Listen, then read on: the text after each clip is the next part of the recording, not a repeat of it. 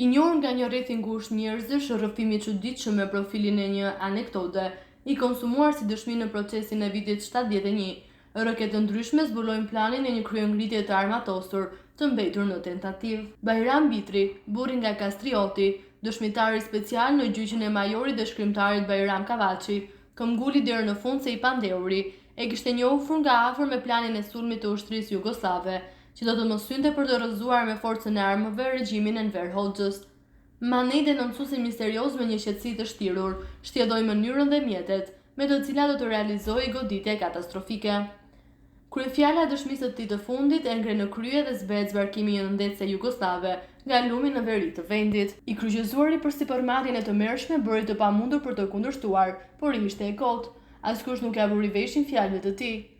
As atëherë kur argumentoi me qetësi se ishte marrëzi të besoje lundrimin e mjeteve detare luftarake nga drini i zi.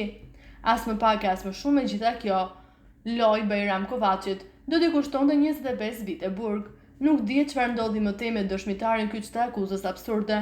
Ndërkohë jetojnë gjyqtarë dhe hetuesit e procesit të bujshëm, të cilët refuzojnë prerazi t'i kthehen kësaj historie. Ka pak kohë që kanë dëruar jetë viktima e kryqëzatës së çmendur. Në ditët e fundit të tij pam rastin të bisedojmë, shtruar në strehën ku jetonte dikur në periferi të 21 dhjetorit në Tiranë.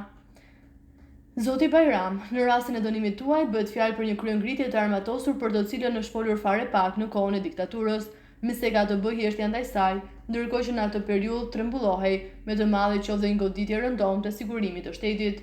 Akuzat kanë qenë të vërtetë të rënda. Unë, një major i ushtrisë shqiptare, sipas denoncimit që kishte përpunuar sigurimi i shtetit, kisha vendosur lidhjen me zbulimin jugoslav dhe do të realizoja një mësymje të ushtrisë serbe në fillim nga veriu i Shqipërisë, për të goditur në final Tiranën dhe Komitetin Qendror. Me këtë akuzë u delegisa në ferrin e Burrelit për 25 vite. Aty i izoluar të rësirësht nuk isha si të mësoja se shplite jashtë. Kur dola në fillim të viteve 90 jam befasuar që një pjesë e madhe të njohura nuk e dinim pse më kishin dënuar. Çfarë keni parasysh kur thoni se sigurimi kishte ngritur një skenar të pabesueshëm për mënyrën se do të sillit armatën jugoslave në Shqipëri? Akuza që në krye të herës shfaqet e pabesueshme.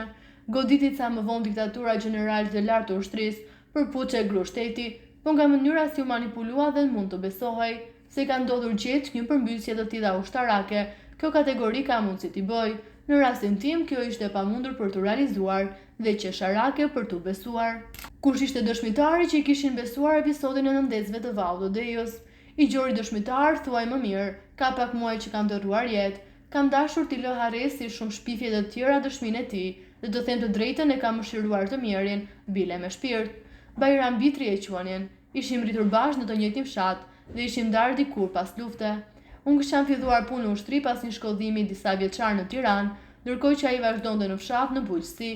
U deshte na bashkonte sigurimin në bankën e të akuzuarve. Nuk e di pse zgjodhën pikërisht atë, por ai sa i ngarkuan, Bajram i gjoru përgjigj me zell bile.